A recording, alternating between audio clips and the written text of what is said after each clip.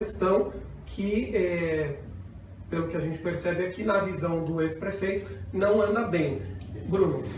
Marinho, esses primeiros 10 meses do governo do prefeito Luiz Leonardo, ele tem enfatizado muito o déficit orçamentário deixado pela sua gestão, inclusive citando algumas obras paradas. Ele cita o Museu do Trabalhador e alguns projetos que não foram para frente, como, por exemplo, o Vera Cruz, e também a usina de incineração, né? Inclusive tivemos o rompimento da PPP, né, que foi formulado no seu governo, se não me engano, em 2012. Qual a sua avaliação dessas críticas que o prefeito de São Bernardo vem enfatizando em relação à sua gestão? E eu gostaria até de complementar que você falasse sobre essas críticas muito pontuais aí sobre a paralisação de obras, né, que isso tem sido muito focado. Na verdade, o prefeito, em vez de ficar reclamando, criticando, devia descer do palanque e governar a cidade. Porque nós planejamos a cidade para além do meu governo, vocês sabem, eu sempre dizia isso, um governante não pode, é medíocre o governante que planejar um governo, seu período de governo. Você tem que planejar um processo contínuo de transformação da realidade de uma cidade, especialmente quando se fala em infraestrutura e de políticas públicas.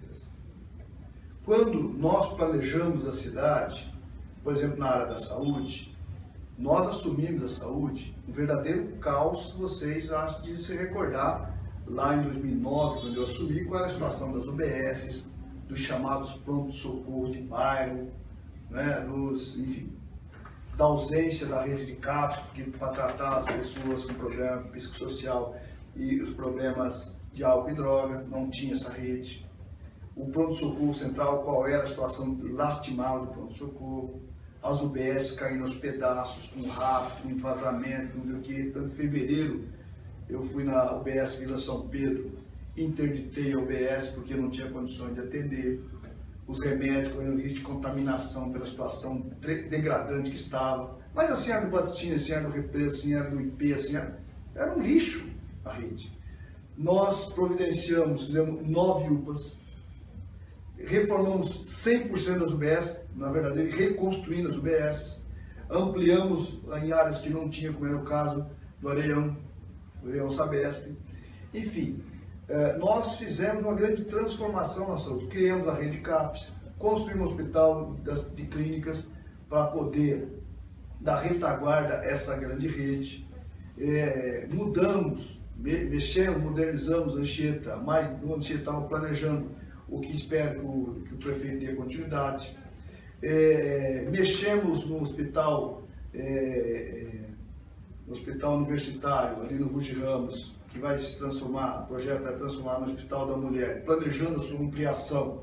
E iniciamos a obra do Hospital de Urgência e Emergência para substituir o atual pronto-socorro central, que ele vem agora, diz que está anunciando agora, mente para a cidade, porque ele diz que está dando ordem de serviço. A ordem de serviço foi dada lá no meu governo. Foi iniciada a obra que ele mandou parar quando assumiu.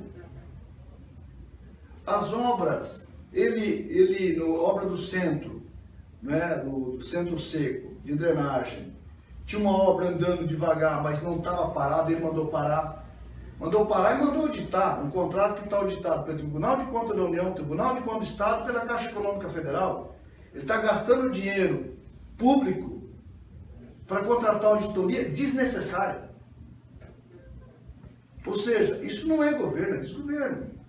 Isso é ausência de planejamento, ausência de capacidade de gestão.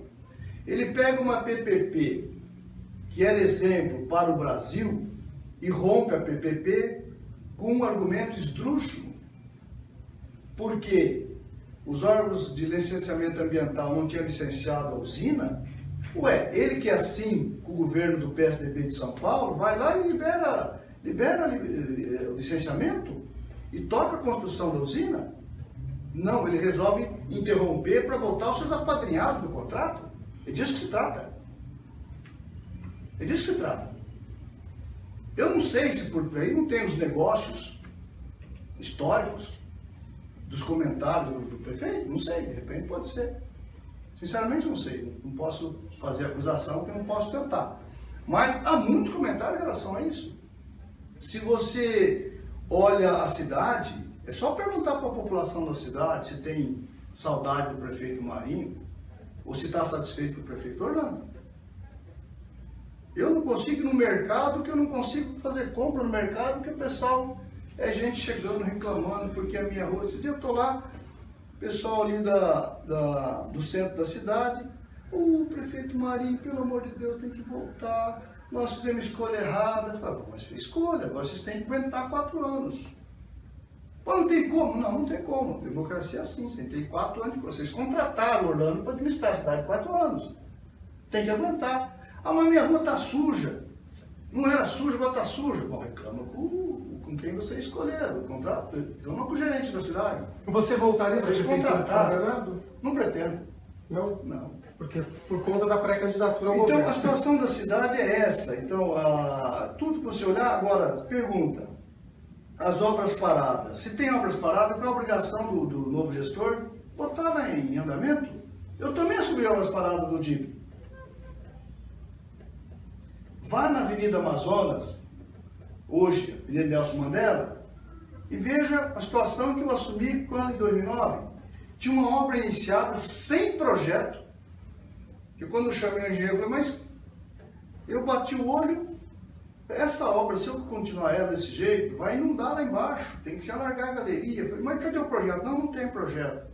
Como não tem projeto? Ah, você sabe, né, prefeito? Eu sabe, eu não sei, o que é? Me explica. Não, essa é obra eleitoral, na véspera da eleição mandou fazer, porque precisava fazer. Eu falei, mas cadê o projeto? Não tem projeto. E como você faz uma obra dessa sem projeto? Você é engenheiro. Você foi um irresponsável. Você não devia falar, não, me recuso a botar meu nome numa obra dessa, porque isso aqui vai inundar. É verdade, você tem razão. Eu tive que parar, eu não pude recomeçar imediatamente, porque tive que fazer o projeto, alargar a galeria para poder fazer a obra. Pergunta a obra da Laje, não estava parada quando eu assumi? Aliás, estava lá, abandonada há muito tempo.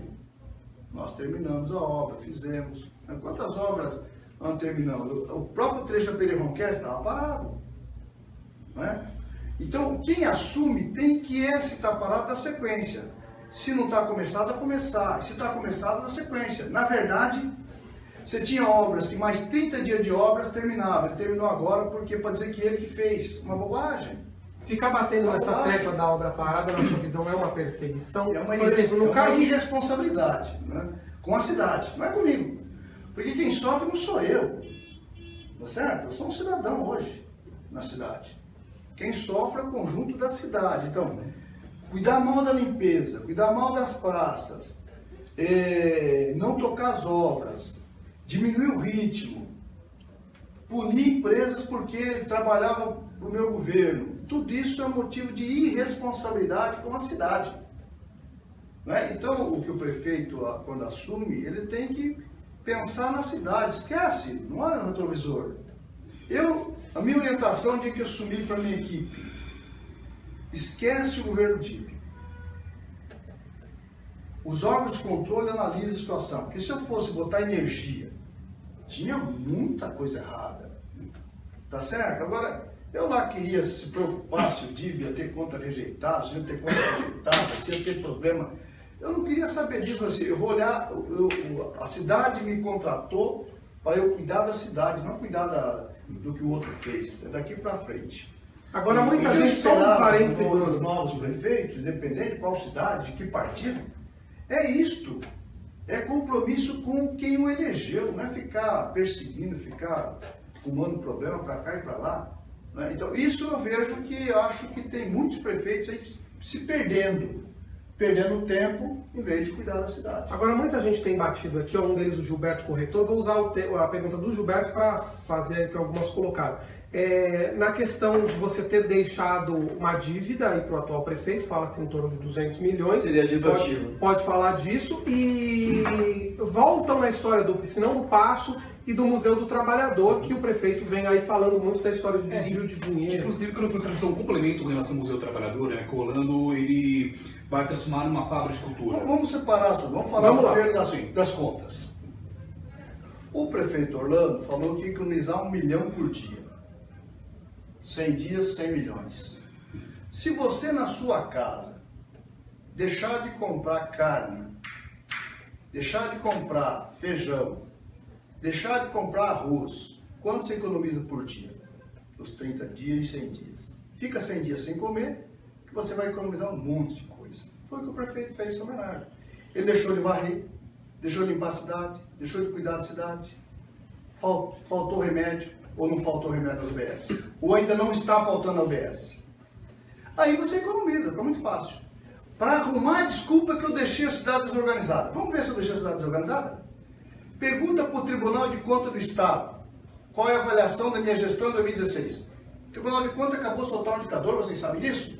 São Bernardo ficou em primeiro lugar colocado de exemplo de gestão na região metropolitana. Ou seja, o argumento do prefeito Orlando cai por terra.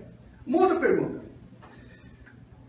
Uma cidade que entra com um projeto pedindo financiamento internacional para alguma intervenção de investimento na cidade, para o Tesouro recomendar e para o Senado aprovar, é preciso que a cidade esteja com a nota de aprovação, que esteja com a receita em dia, esteja com a contabilidade em dia, senão não tem aprovação. Então pergunte a ele, você não acabou de ter aprovado o investimento da CAF, né, para São Bernardo do Campo. E pergunta quem fez o projeto, se foi ele ou se fui eu. Projeto meu que eu deixei. Ou seja, isto é planejar a cidade. Isto é cuidar da cidade. Então o que ele está falando não passa mais da mais absurda balela. É evidente que uma cidade sempre haverá de deixar contas a pagar. Porque senão você tem que parar 60 dias antes de cuidar da cidade. Como que você faz? Você tem uma cidade andando. Portanto, você agora pergunta se a cidade não teve condições de honrar seus compromissos. Você tem algum compromisso que deixou de ser feito? É balela, é conversa fiada, conversa para boi dormir, é conversa de incompetente. Em vez de cuidar da gestão, fica arrumando desculpa dos outros. Governa a cidade, toca a cidade. Em relação ao piscinão. O piscinão, pessoal, você teve uma situação onde o Ministério das Cidades começou a ter problema de recursos, foi atrasando pagamentos. Isso desacelerou a obra. Agora, o que é importante é que essa obra resolve o problema de enchente do centro da cidade. Isso tem que ser enaltecido. E é bom lembrar que o governador Alckmin se comprometeu inicialmente com 80 milhões, depois com 50 milhões. Na hora de assinar o contrato, ele não assinou, não liberou um único centavo para essa obra, que era o recurso destinado especialmente para fechar o piscinão do parque, que o Geraldo Alckmin não liberou. Agora, o Orlando é assim, o Alckmin vai lá e pede 100 milhões para terminar a obra. A cidade deixou de recursos próprios investidos nessa obra a ordem de 26 milhões, que era só Orlando prestar conta, assim que o Ministério da Cidade tivesse condições de repor esses 26 milhões para os cofres da cidade. É recurso da União. É só fazer isso. Em vez de pedir auditoria de um contrato auditado pelo Tribunal de Contas do Estado, da União e pela Caixa Econômica Federal. Ou seja, ele está mentindo para a cidade. Mentindo para a cidade. O museu foi uma bateção de cabeça. Que aqui eu tenho assim, um arrependimento, aqui no caso do museu, de ter insistido com o Ministério da Cultura. O Ministério da Cultura começou a bater cabeça com as várias mudanças de ministros e não liberava os recursos. Eu tive sugestão de secretário de governo, vamos puxar o orçamento da cidade, vamos terminar. Mas como eu queria fazer mais obra na cidade, eu insisti com a liberação de recursos do Ministério da Cultura, que não veio. E por isso não terminou o museu. A cidade teria condições de terminar. Esse é um arrependimento que eu tenho, porque eu podia ter deixado de fazer alguma outra obra e ter colocado a obra, esse recurso próprio da cidade e ter terminado o museu. O que o Orlando diz que vai fazer é uma irresponsabilidade. Falar que vai transformar em fábrica da cultura um projeto do Estado que pergunta qual a cidade que está implantada a fábrica da cultura.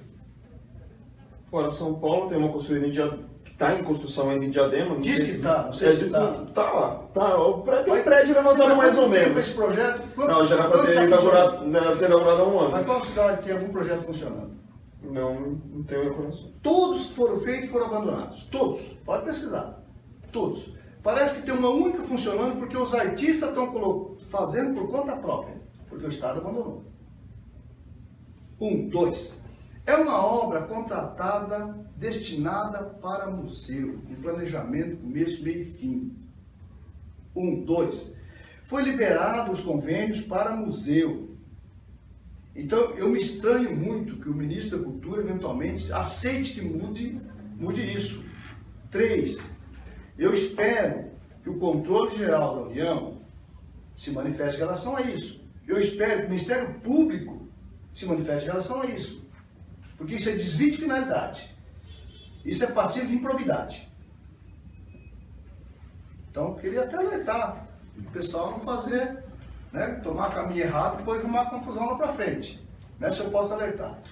E agora falar que o Museu do Lula, vai estudar, vai conhecer o projeto, vai entender o que é cultura, vai entender o que é a importância de memória. Porque aqui não se trata de Museu do Lula, não se trata de homenagem ao Lula, igual tem alguns jornais mequetrefe aqui da região costumam falar. Não se trata disso. Se trata do Museu do Trabalho e do Trabalhador, para contar a história dos tropeiros, dos carvoeiros, dos têxteis, dos metalúrgicos, para enaltecer a história do mundo do trabalho, um museu que estaria ligado aos principais museus do mundo, onde daqui você podia visitar qualquer museu e vice-versa. Se trata de enaltecer a nossa história. Então, muita coisa que eu li e ouvi não passa de absurdos, de retardamento mental. Ó, deixa eu só fazer um parênteses aqui, eu sei que o Bruno e o Carlos têm perguntas, eu vou deixá-los até conduzir, embora a gente já esteja caminhando também próximo para o encerramento, mas só para não dizer que não fizemos a nossa parte, eu vim buscar aqui, ó, segundo o governo do estado, estão em funcionamento as seguintes fábricas de cultura, na Zona Leste de São Paulo, Vila Curuçá, Sapopemba, Itaim Paulista, Parque Belém dos Artistas e Cidade Tiradentes, e nas zonas Norte e Sul, Brasilândia, Capão Redondo, Jaçanã, Jardim São Luís, Vila Nova Cachoeira e Núcleo Luz. Surgiu uma visita de vocês. Eu fiz uma pesquisa rápida que eles até colocam sobre funcionamento no dia de finados nessas unidades, mas fica a dica, faremos então a visita. Então, se a visita vê o funcionamento natural, se tem a mesa e tal, se está meia porta, sabe quando está quebrando? Ok. Então, só para aproveitar então a questão do museu, ainda tem a questão das investigações da Polícia Federal, né? Teve a prisão de 2 secretários no ano passado e de um adjunto, chegaram até a envolver o seu nome no meio da investigação. Como é que você viu tudo isso? Como é que está a situação hoje? Você chegou a ser intimado outras vezes para falar sobre esse assunto, sobre essas suspeitas? Eu estou aguardando, espero que a justiça seja rápida, que faça justiça. E desafio de novo, como desafiei. Desafio provar que tem... Quantos milhões de desvio que eles falaram? Acho que mais de 1 bilhão de desvio, uma coisa assim, não vou lembrar o número correto. Desafio. 8 milhões de desvio. Na verdade, pegaram manuscritos colocados na mesa do secretário Neto de empresas que deveria ser conversada para apoiar o projeto de conteúdo. E que isso não aconteceu, porque como não ficou pronto a construção, isso não foi tocado.